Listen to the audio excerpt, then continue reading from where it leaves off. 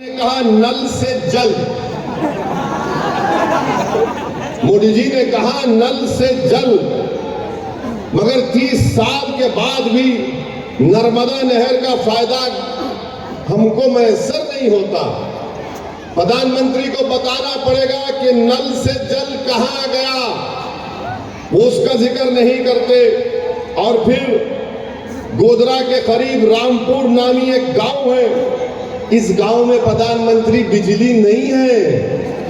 27 साल से बिजली नहीं आई, 27 साल से भाजपा सत्ता में है, इख्तिदार पर है, और इसके बावजूद भी बीजेपी लंबी लंबी गुफ्तगू करती है। और दूसरा सवाल मीडिया के लोगों ने पूछा कि आसाम के मुख्यमंत्री गुजरात आए हैं और आकर उन्होंने अपने एक भाषण में ये कहा कि किसी एक लड़के का नाम लिया, उसका नाम क्या था जिसने, हाँ, आफताब, वो दिल्ली का कोई आफताब है, वो किसी एक लड़की के साथ रहता था बगैर शादी करे। उसने उस लड़की का कत्ल कर दिया बेदर्दी से, और हमने उसकी मजम्मत की, सबने मजम्मत की, मगर आसाम के चीफ मिनिस्टर गुजरात को आकर कहती है ये लव जिहाद का मसला है। अरे एक खातून पर, एक महिला पर जुल्म होता है, उसका कत्ल कर दिया जाता बेदर्दी से, और आसाम के मुख्यमंत्री आकर कहते हैं लव जिहाद का किस्सा है। ये कहां से इसमें जिहाद आ गया आसाम के मुख्यमंत्री? क्या आप दिन रात खाली जिहाद आपके आंख और दिमाग में घूमता है? अरे वो दोनों साथ रह रहे थे, उसने जुल्म किया, हम उसकी मजम्मत करते। इसका दीन से क्या ताल्लुक, मजहब से इसका क्या ताल्लुक? अच्छा, सच्चाई क्या है बात सुनो। मैं बोलना चाहूंगा कि सच्चाई ये है कि राहुल नामी शख्स गुरुग्राम में उसने अपनी बीवी का कत्ल किया, उसकी बॉडी को सूटकेस में रखा। क्यों कत्ल किया? क्योंकि वो सेलफोन और टीवी देखने का मुतालबा करती। उसकी जिस्म को उसने बेदर्दी से उस पर लाश के ऊपर मारे लगाई। तो क्या आसाम के मुख्यमंत्री राहुल का नाम नहीं लेंगे? खाली आफताब आफताब बोल रहे हैं, प्रिंस यादव का भी तो नाम बोलो। अरे कितनी नफरत दिखाओगे तुम? एक महिला पर, एक खातून पर जुल्म होता है, इसलिए होता है कि मर्दों में जो बीमारी है औरतों पर जुल्म करने की, इसीलिए औरतों पर जुल्म करते हैं। आप उनकी बीमारी को ठीक करो। औरत पर जुल्म जो करते हैं उनको अगर मजहब का चश्मा लगाकर देखा जाएगा तो ये बड़ी नाइंसाफी होगी।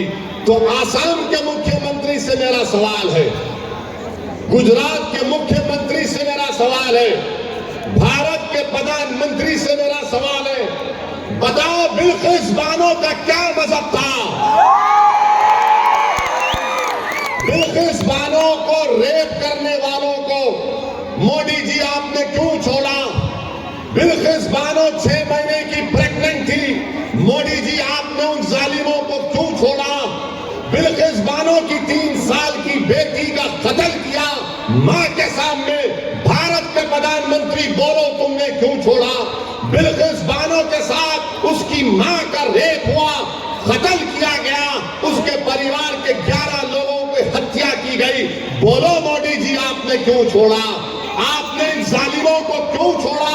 बोलो आसाम के मुख्यमंत्री, बिल्किस बानो का नाम तुम्हारी जबान पर नहीं आता।